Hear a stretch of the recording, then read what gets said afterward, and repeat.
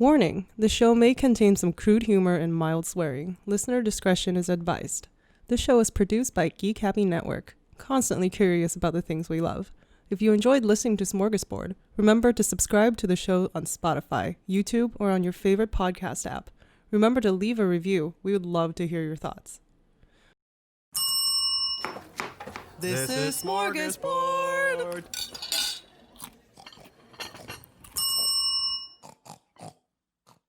Welcome to Smorgasbord, a show where we explore the rituals, myths, and all things strange about the world of food. I'm Mick, and here is my co-host, Angel! And today, we are covering next-level vegetarianism. Oh yeah, like extreme vegetarianism. So extreme. It's called Jainism. Which I thought it was invented by a girl named Jane. No? But that's not right. Yeah. Not a girl named Jane. Maybe a guy named Tarzan. Who knows? Yeah. Me Jainism, you Tarzanism. It's like the polar opposites, where Jainism is extreme vegetarianism and Tarzanism is extreme meat. Meatarian. Yeah. Is there a word for people who only eat meat? Like literally Carnivores? won't eat anything. Oh, right. That just clued into me too. I'm like, oh yeah, God. there is. Of course it is. Duh. Anyway. Yeah, so we're gonna cover Jainism today. But before that, we'll cover what's in our palate. I'm really hungry today. I've actually eaten more than I've eaten in a while. Really? Thank you. Shout out to Jamie for ordering a bunch of keto-friendly snacks. Ooh. And sharing them. But, you know, the drawbacks of eating a high-protein diet is the farts. I'm so happy we're recording in separate places. Yeah, the farts are they're a little Is it special. Is it like loud or is it smelly? No, it's horribly smelly. Oh god. Like horribly, and it follows you. Like it's like there's no what is the word? I guess I'm tired. There's no way no one will know it's not you. Oh wow. Because it follows you.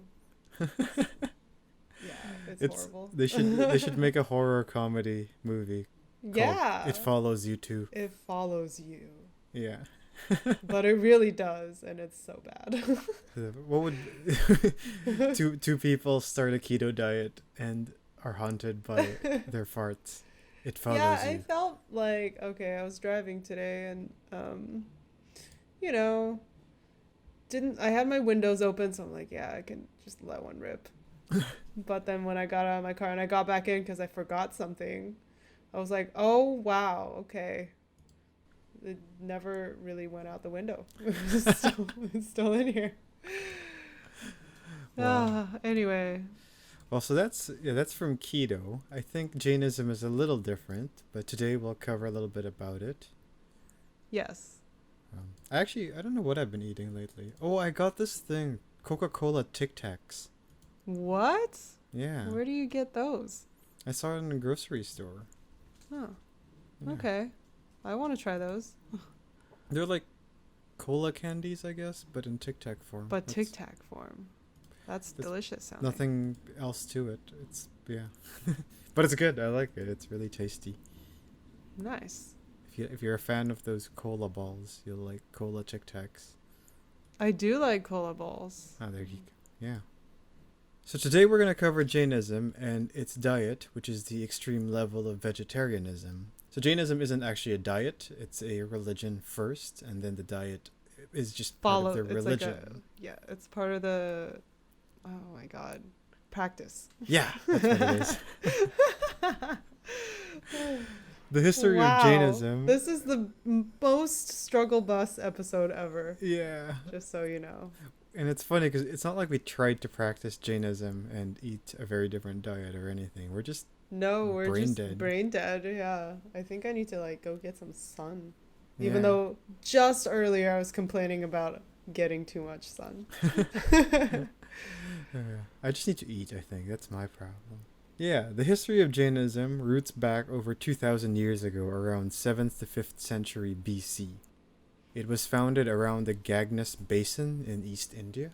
It's pretty much located between India, Nepal, China, and Myanmar, to the north of the Bay of Bengal, which is close to a lot of the stuff we've been talking about, because we talked about Kashmir, and we talked about Nepalese yaks, and all that. So this is another part of it. So the basin itself is pretty big. It covers, it's pretty much a part of all these countries. When it comes to the founder of Jainism, the religion itself doesn't believe there is a founder of Jainism. My assumption here is possibly what happened was it's just a collection of like-minded people coming together out of a similar belief system. But the first notable believer of Jainism seems to be Parashvanatha, or Parashva. He's known as the 23rd, let me try this, Tirthankara. There's a lot of TH. Yeah, it's a TH lot. sounds, which is very hard to pronounce. I was told TH sounds is like a English only thing, but Yeah, is it? Okay. I don't know how TH sounds in exactly in in a different Sanskrit, language. so. You just don't know. So, but the Tirthankara is, I guess, in some ways just a person who's reached enlightenment, I guess, is one way of seeing it. I don't think that's a direct definition of it, so don't quote me on that. I'm not an anthropologist. But the word itself translates into ford maker in Sanskrit, which is people who lead, literally ford makers, I think, were people who led others to salvation through rebirth. So that's, I guess, one way of thinking of what they are. So that's Parashvanatha. A fun fact is the last Tirthankara is believed to be Vardhamana, who is the 24th of all of them, so the one who came after. He's also known as Mahavira, or the great hero of Jainism. So while he might not be the founder, in some ways he is seen as the person who made it popular. Now, as I went back a while ago and said that they don't believe in a founder of Jainism, and I think a probable reason is because just a group of like-minded people came together with a belief system. What's interesting about the Ganges Basin is this is also, as we mentioned, if you listen to our episode on Nepal and Kashmir, is also the place where Buddhism around this area is also the place where Buddhism was founded. So I think what happened was just somewhere in the Ganges Basin, historically, there were just a lot of people who started forming these beliefs that went against the common belief back then, which is the Brahmanic beliefs. And the Brahmanic beliefs, not Brahmic, the Brahmanic beliefs. And the Brahmanic beliefs were beliefs that were kind of revolved around traditional rituals to find purity. So almost, I guess, similar to Christianity, where you like try to earn your salvation. This is like you do rituals to earn your purity. So instead of those beliefs, the people here in the Ganges Basin seem to just start forming beliefs that were pushed more towards the idea of aestheticism, which is refocusing yourself away from the physical world and focusing on denying physical desires to find enlightenment or spirituality. I thought you said aestheticism, as in like aesthetics. Yeah, well, I think it does root from that word, but using it as you deny the aesthetics of life. Okay. So this is why the Buddhism and Jainism came out of this kind of group of people's beliefs, right? Jainism itself is one of the three ancient religions that continue to strive in popularity today, the two others being Buddhism and Hinduism. So as we mentioned, it was Mahavira who brought upon the popularity of Jainism. We'll give a little bit of a history bit about him. Upon his death, he was able to grow the movement to about 50,000 people. But early into the growth of Jainism, not around this time, but a few hundred years later, the group eventually split into two major sects, which is what we know of today. The Digambara, or the sky-clad, and the Shvetambara, or the white-robed. Ooh, that sounds Yeah. mysterious. What do you think? What do you think's the difference between the Digambara or the sky clad and the Shiven Tambara or the white robed? One of them floats.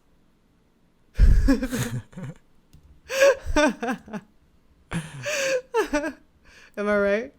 No, not at all. I guess I would say no, but I guess kind of yes. Kind of, yes. The reason why Explain. the reason why I say kind of yes is because the difference between the Digambara and the Shvet Tambara is that the monks that practice both sects, the Digambara are called skyclad because they're naked. Oh, okay. I thought those were the ones that, So they float float. in a sense because they're just naked. Well, the Shvetambara believe that monks should be at least white, robed in white. Okay. All right. Yeah, so with the Digambara, they believe that monks should still be naked, not the nuns. The nuns would wear white robes, while the Shvetambara monks believe that they should wear white robes. This distinction in how they practice is the cause of the sect and the rift between the two different groups of Jainism. Is okay. Should I be naked or not? Oh, I mean, yeah, I would opt for not naked. Yeah, right. The difference of That's clothing. just a personal choice, though. Yeah.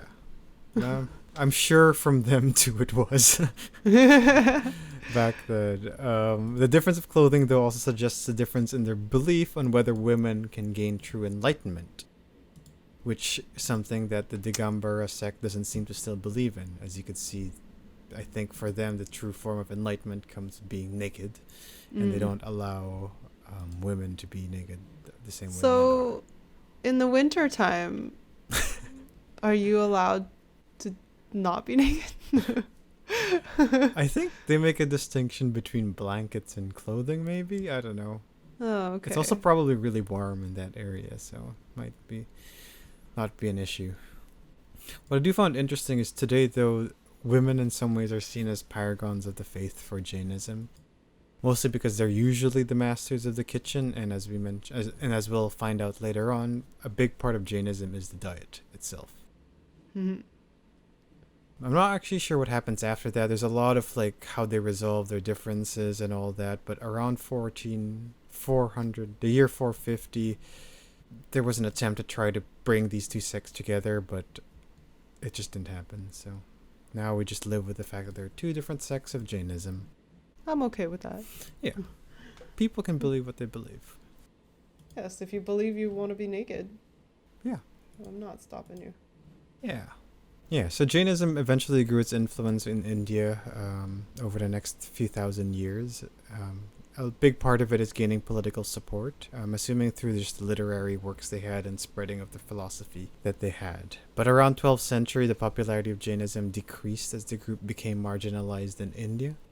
I'm assuming it's because India had a move towards more following other religions like Hinduism, Islam, and all that.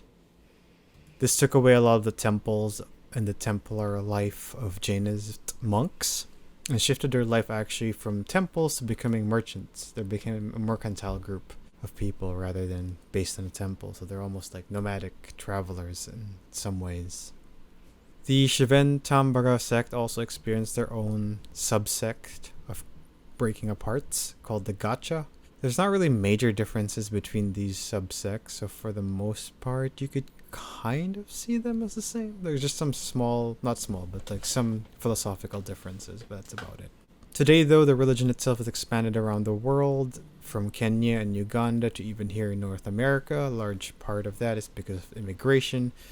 And as we mentioned, they're not stuck in temples. Their group became more mercantile, so they were able to travel around the world and trade. Today, there's My religion is capitalism. I said that really seriously. Yeah. I was like, are you going to elaborate on that? No.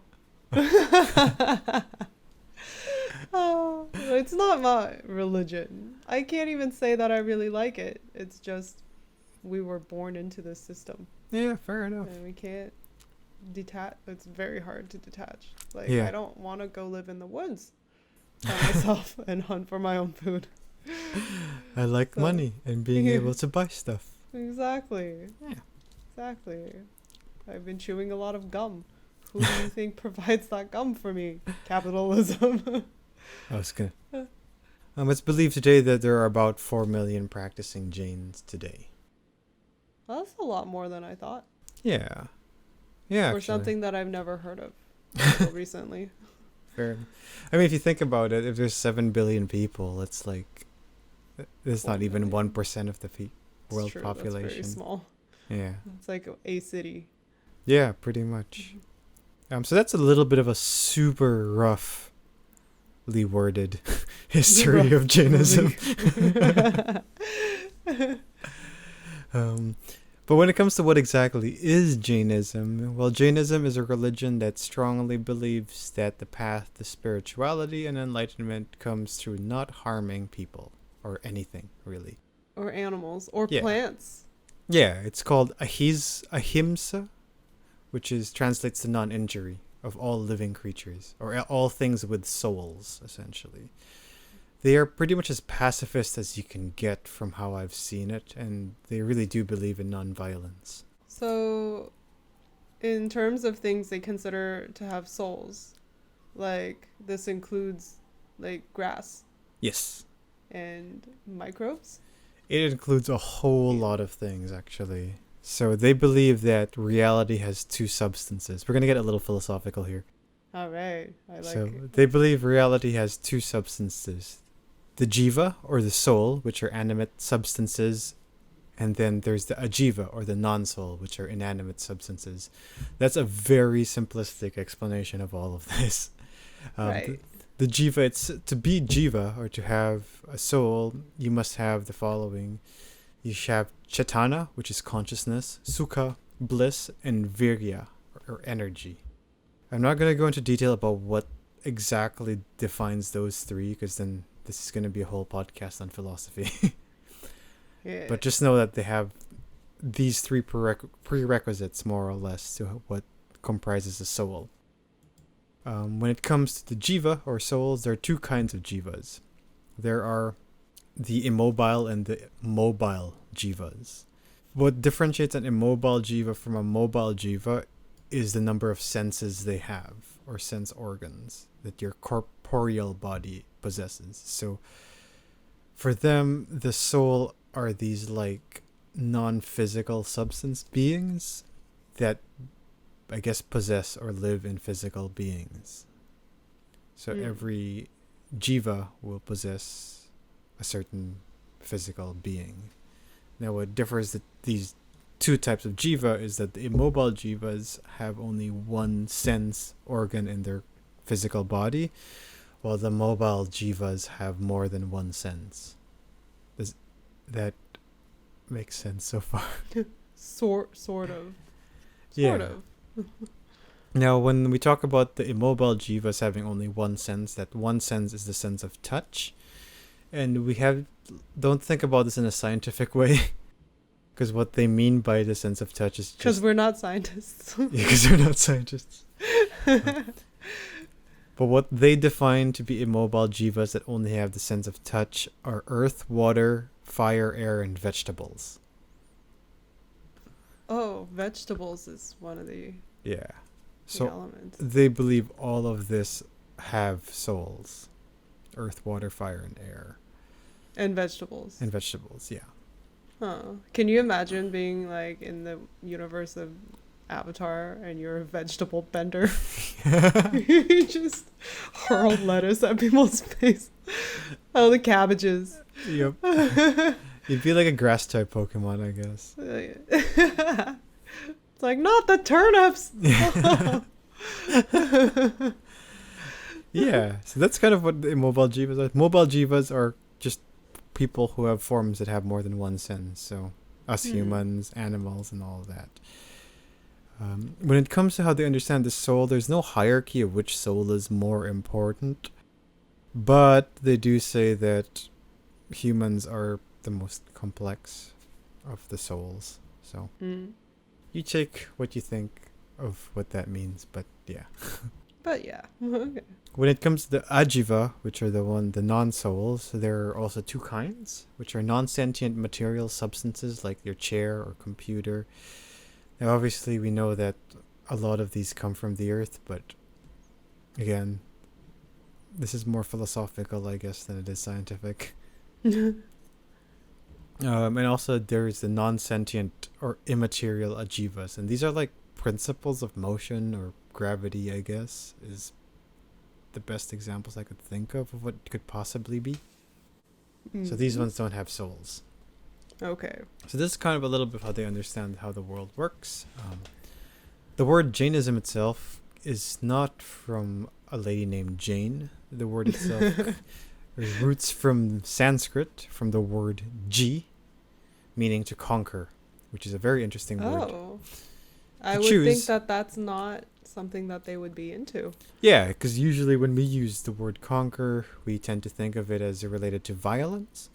But when it comes to conquer in Jainism, it's more of to seek to conquer oneself from your bodily desires.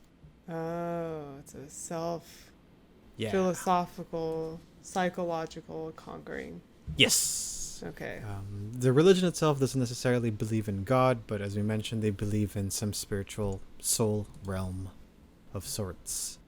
When it comes to the terminology of the people part of the religion, the term Jina translates to conqueror quite literally, and there are the people who are truly enlightened. So if you're super woke, I guess, under Jainism, you would be called Jinas.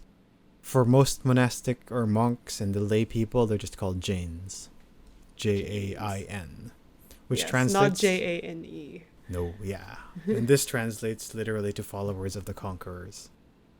To reach enlightenment, they believe that the soul must be in the state of moksha, which is eternal liberation from your corporeal body.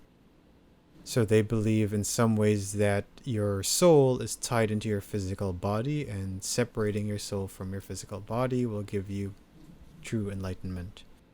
What prevents you, though, from reaching such liberation is your karma, which are actions that bind you to your physical body.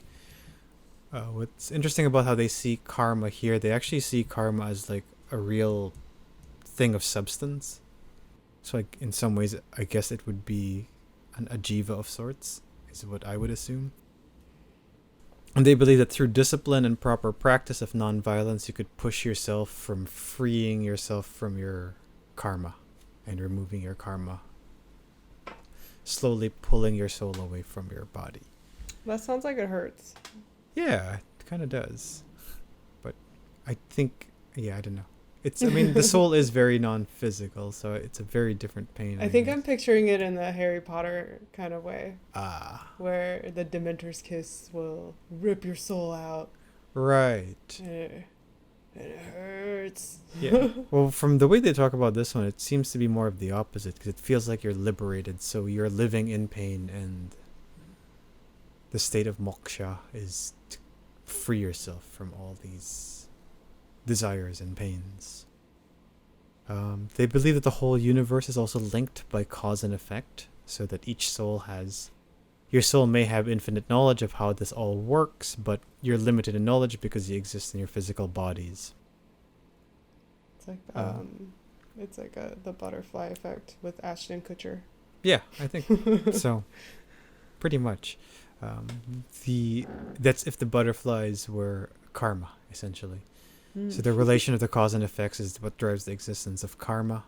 They think that karma itself is a real thing, like we mentioned. So essentially that your acquisition of karma in your body is caused by your actions of violence or something like that. So to get yourself and remove that karma away is to do some proper disciplining on your body. The process of ridding yourself away of the karma is called nirjara. And like we mentioned, you do this by repressing your physical desires. So you do it like hunger. Yeah. Which is funny because you do it through fasting. Yep. You're doing retreats, services, and meditation. So yeah, in some ways, hunger as well. Which is interesting because like hunger is so physical as well. It may not be a desire, but it's a physical thing. It's the desire for food. Yeah. Yoga is a big deal here, apparently, as it's believed to Nice. be able to aid in acquiring true knowledge or moksha. They believe that you're able to reach this level of moksha by following the 3 jewels. Samyag Janana, which is right knowledge. Samyag Darshana, which is right faith. And Samyak Charitra, which is right practice. So with knowing the right thing, believing the right thing, and following the right thing, can you reach some level of true enlightenment? I don't think I'm ever going to reach it. Yeah. I have no self-discipline. Well, yeah. I mean, At least I'm self-aware. Yeah. Hey, you have one of the rights, I guess. You got 1 jewel. Just one jewel. This is like Dragon Ball Z. But yeah, I mean, like, they Find believe all of that them. you don't get salvation right away. It's like you do it over time in practice, which could be your whole life. They see the universe divided into 5 parts. So, like, I guess heaven and hell in some ways. They believe that there's the Adholoka, which is the lower world, which essentially is hell. It's similar to that Mengpo levels of hell, where they believe there's also 7 tiers of hell. Hmm. And there's the Madhyaloka, which is the middle world. These are 3 continents split by the sea, where the center of the continent is Divipa, which is where humans exist. And they believe that it's only here in this continent where you could free your soul. So this is essentially Earth for us, I guess, is how we understand it. And you have this chance to be able to free your soul. So when you're freeing your soul, where does it go? So once your soul is freed, it goes to the next part of the universe, which is Urdhvaloka, which is essentially heaven, I guess. We're butchering the crap out of 100%. I'm so sorry. But I'm not a linguist. We try our best. Yeah, we're trying. So Urdhvaloka is split into 2. One for the souls who are in the path of enlightenment, and there are those and then the other for those who are close to approaching the path of enlightenment.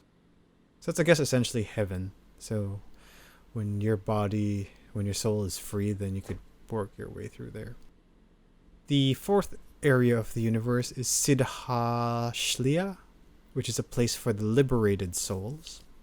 And then the final place is Ekendriyas, which is single-sense organisms, which, as we mentioned, are the immobile souls, or the immobile jivas. Oh, we're stuck until you can mitosis. Pretty Maybe. much. Mitosis, another sense. Yeah. Yeah. So when it comes to death, they believe that death of a jiva is just the death of your corporeal form. And then once you die, once your physical body dies, your soul takes on its form. So I guess your soul is formless until you die. Okay. It's just a puddle. Yeah. So this is a super, super crash course into the philosophy of what Jainism is about. But the reason why I'd like to we want to bring that up is because this is how we could really see why they believe in, like, non-violence, because you could really see that they believe that there's a soul in literally almost everything out there. Yeah, it would make you feel bad to eat like an asparagus. Yeah, exactly. And they believe that there's this cause and effect relationship that ties into your karma. So by harming others, you create more karma into yourself, which is why they believe in not harming other people, because then you don't want to build more karma. Before we go into how this translates into their diet, because we are a food podcast in some ways after all, there's one thing really interesting I found when I was looking into Jainism, and that's if you look at the symbol of Jainism, there's a swastika. It's not the swastika. It's not the swastika. And Or that's, maybe it is the swastika and the baddies appropriated it, which they That's definitely did. exactly what happened. It is the swastika, because the symbol of Jainism itself does really do involve the swastika, and this happened way before the 1900s even. If you look at the history of the swastika, it actually seems to root all the way back to India around this time as well, of when Jainism was founded. The swastika itself for Jainism symbolizes the four states of existence as heavenly beings, the enlightened human beings who are the people who have a chance at enlightenment, and hellish beings or people who have no chance at enlightenment, and then the non-humans. Swastikas back then used to mean peace and balance, and in fact I think mostly around the world aside from the Western world. What happened was the symbol itself was so powerful and so catchy that a lot of cultures around the world started to adapt it into their own cultures. So if you look at history before the 1930s or 1920s, you'll actually see a lot of swastikas being used in different forms. Like I think even the Coca-Cola company used a swastika in one of their keychains at some point, because it was just almost like a symbol of peace and balance, right? How it got connected to the Nazi Party is because they obviously used it. But what I found is a potential history of how it reached Germany was that someone in Germany, like an archaeologist or something, saw the symbol or the swastika in ancient Troy being used a lot and thought it was a symbol by the Greek that associated itself to the Aryan race. So that's the only sound I can muster to make. Yeah. Ugh. So the symbol for white supremacy is essentially a symbol created in India by people Not who white weren't people. white. Yeah. They're just like, we like this, we're gonna take it. Oh, colonialism. Yeah. So that's, I think, like more or less seems to be kind of the backstory behind the swastika. Obviously, we're neither archaeologists nor historians, but what I know for sure is that the origins of the swastika did not come from Germany, and most likely did not even come from white people. Yep. There it is. Sorry Truth bomb. to crash your dreams. Anyway, the Jain diet. All right, now we're getting to the meat of it, or the non-meat. The non-meat of it. Yeah. The beyond meat. Yeah, the beyond. Oh, that's a good one. Yeah. So as we mentioned, Jainism's practice is heavily revolved around non-violence and non-violence against anything with a soul, and obviously that includes how that will strongly affect how we eat, or how not how we eat, but how people, the followers of Jainism, eat. So to the followers of Jainism, consuming food actually has no significance at all. So it's actually, I mean, it's not important. Obviously, it's a big part of your life, but it's the least important part of the belief, right? To them, eating food is just a physical need for sustenance, and that's it. There's no enjoyment of it or whatever. It's a physical limitation of your body, your corporeal body, that cannot be avoided and that causes karma. Therefore, any kind of eating is affecting the soul of another being, which is a cause and effect relationship, and you can't avoid it. So you're essentially designed, it's almost like for some reason, whatever reason, humanity for Jainism was designed to cause harm naturally. Right. But then you can argue people have souls, so you should nourish them. Yeah, it's a very hard place to be, right? So Yes. that's why a lot of people in Jainism believe in really trying to minimize this harm rather than preventing it. A big part of the diet is focused on minimizing violence rather than preventing any kind of violence, which is a very tough part about a religion that believes in non-violence. So while human life may be the highest form of a soul, they still believe, like we mentioned, that all souls are of equal worth. Which is still interesting because they still choose to eat specific vegetables over others. When it comes to... Okay, so here's my question. Sure. Is corn, Corn. every single little kernel, do they all have souls? Or is it just one, like the cob? I has a think soul? to them, they would see it, because the corn isn't the seed in some way, that they would see the corn as part of the corn plant. Good. Okay, So so the one plant. You're harming the soul of the corn plant by taking the corn away. Okay. This is very abstract. Very. So it's hard to quantify, like, what is a unit of thing Yes. that contains a soul. It's pretty tricky, but it seems like they have some rules to give us some idea of what they believe would be harming a soul versus killing a soul. So I think it goes without saying that there is no consumption of meat or fish because You have to kill them. Because Unless you you're have to just kill 'em. slicing off a little bit and you're like, off you go. yeah, you could harm it, I guess, or whatever. Even eggs are part of all of this as well because eating an egg is literally killing a life because eggs have a baby of that animal inside of it. But it's not fertilized.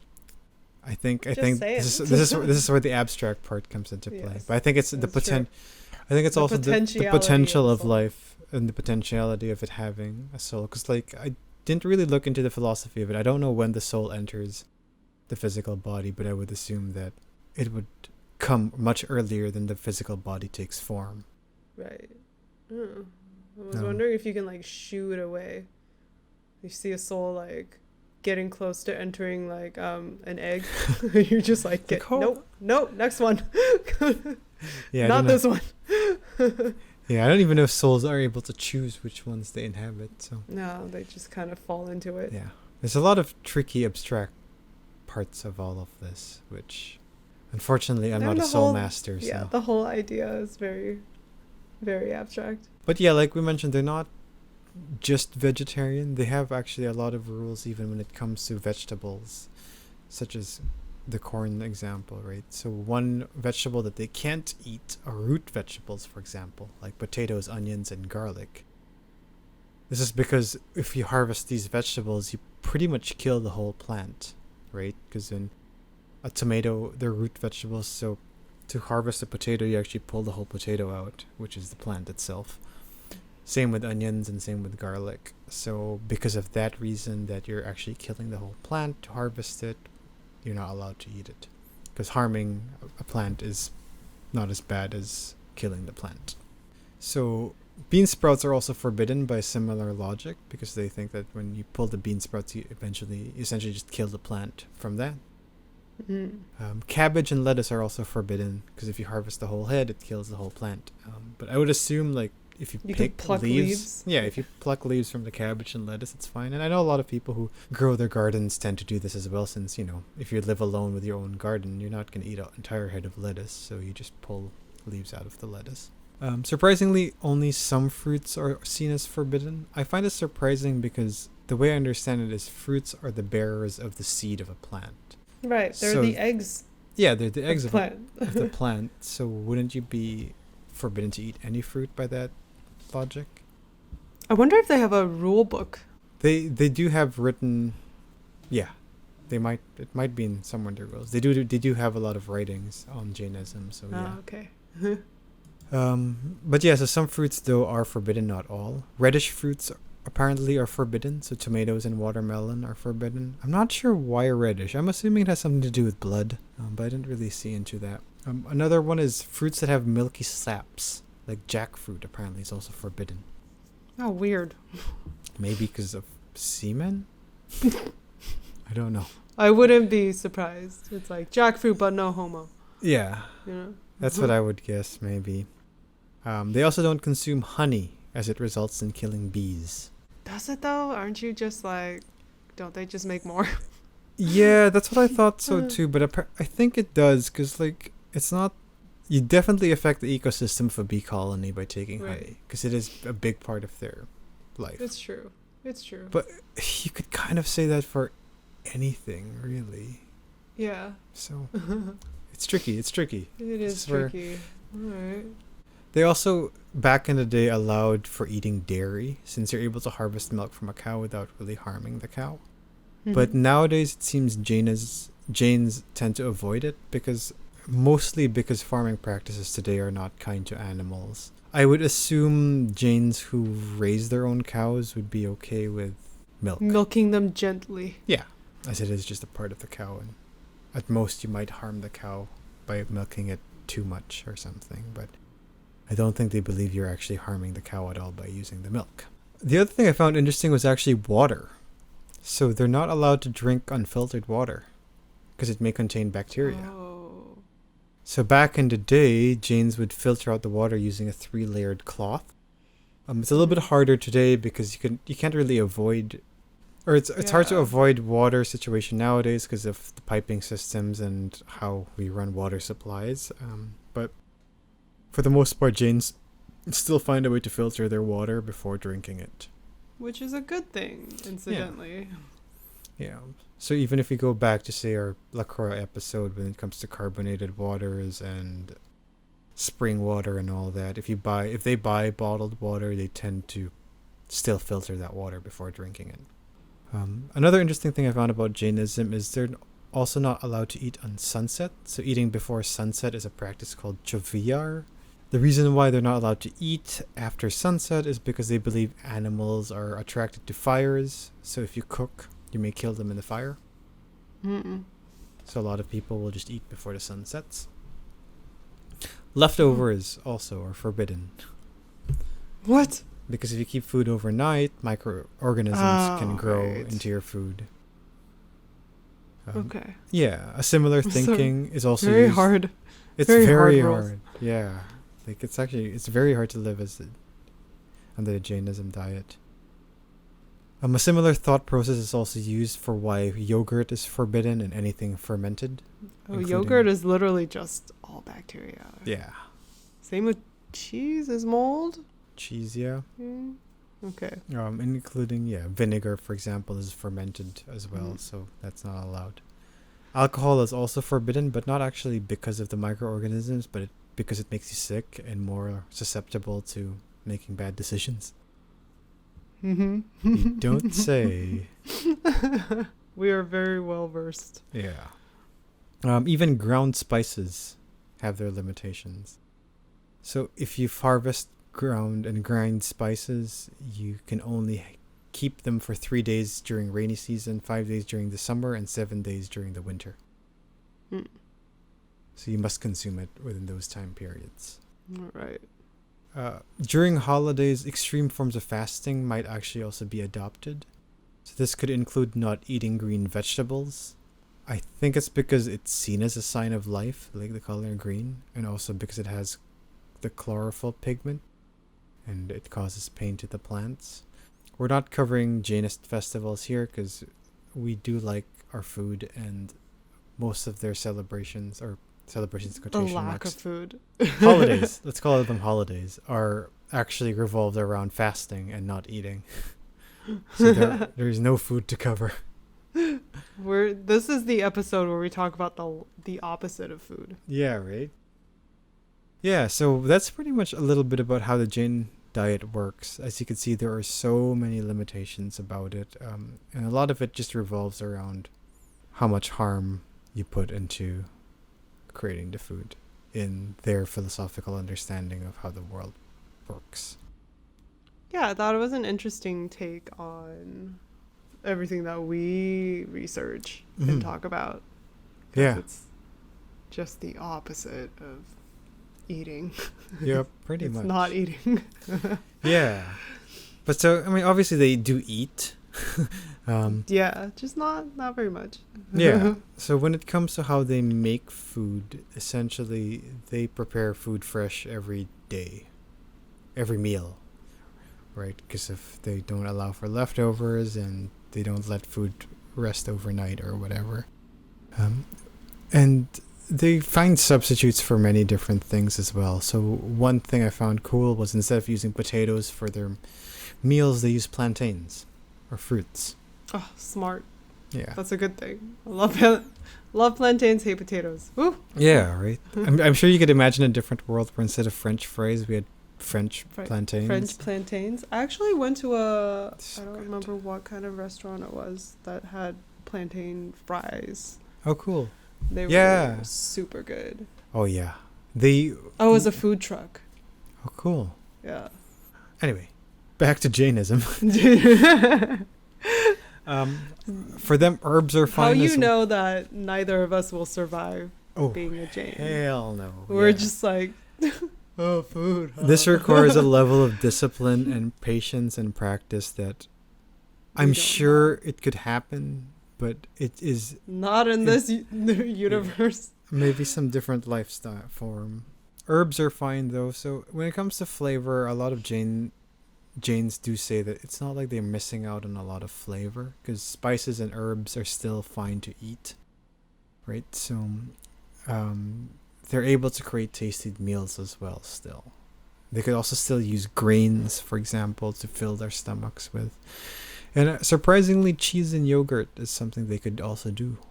As long as they're able to make the cheese and yogurt on the day and eat it right away. Oh, So- wait. I thought yogurt was bacteria, so it was a no-no. Yeah, I don't know. I'm assuming they have a different process of making this. I think it's just a Oh. process, like how they mix it and whatever. Maybe they don't put any bacteria. But yeah, so that's Jainism and the Jainist diet. As we do every show, is it healthy or is it good? There are, I mean, it's healthy, I guess. I think the limitations make it hard. It's too be much. healthy. Yeah. The diet itself does not, unlike other diets, it's not focused on health first and foremost, right? It's a religion. It's the health of your spirit. Yeah, it's not keto where it's focused on being healthy. It's a philosophy. It's a way of life or the religion. So I guess I would say it's not healthy because of that. I'm going to say it's not Yeah, entirely healthy. and I know I've read a lot, or I've read into some of North Americans trying to live in Jainist lives, and it's very hard to be Jainist in, say, Here? urban Yeah. city, because then it's hard to find restaurants who will even understand what Jainism is, and you could grow your own food, and it's about as much as the easiest or simplest way to You do can it. Instapot your own yogurt on the day. Yeah, it's definitely very hard to be a capitalist and a Jainist at the same time. Oh, yeah. Actually, I don't think it's Okay. possible, because Jainism is roots from steering away from physical desires, and capitalism is literally all physical desires. Indulging Yeah. all the desires you have. True that. When it comes to is it good, I believe the Jainists when they say that they could make food taste good. I mean, it's not like they're not allowed to have spices and all that, right? So, Yeah. hell, fried plantains are good even without anything. So, Mm. and it looks like they could do oil. Oil doesn't seem to be a Oh, problem. oil's good. So yeah, Wow. I'd say it's good. I'm more than happy to try food that's prepared by Jane. It would be hella fresh. Yeah. So yeah, I mean it's totally doable. Would we do it? Definitely not. No. It's Hard doable for a certain caliber of folks. But I do respect That's some of not- their philosophical beliefs. They seem really cool. Yeah. It's a little bit of a brain fuck, but whatever. Just a little. Yeah. Well, that's our episode on Jainism. Now we're gonna go eat. Yeah, because I am we're- dying. We have lost all of our oomph. I think we have to schedule these things after eating, not before meals. Yeah. Anyway, bye. Bye. We're dying. This is Smorgasbord.